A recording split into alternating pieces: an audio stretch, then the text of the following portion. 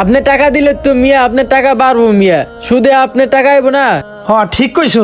আয় আয় আয় আয় বাবা, শোনো, তোমার কয় টাকা লাগবো? চাচা আপাতত 1,000-4,5,000 টাকা হইলে আমি আমার বাবার চিকিৎসাটা করাইতে পারি। 4-5 হাজার লাগবো?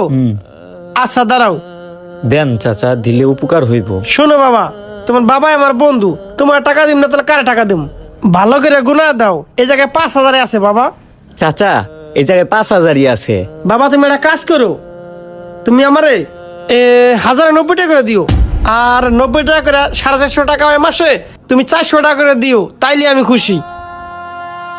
তার মানে চাচা আপনি কি সুদের কথা কইতাছেন? হ্যাঁ, ব্যাপারটা তেমনই।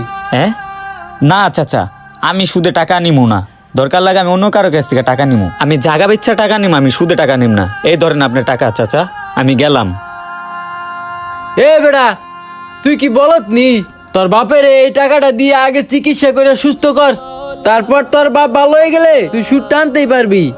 নে নে টাকাটা নে, নিয়ে চিকিৎসা কর। কি আর করব, বিপদে পড়ছি, বাপ তো বাঁচাইতে হইব।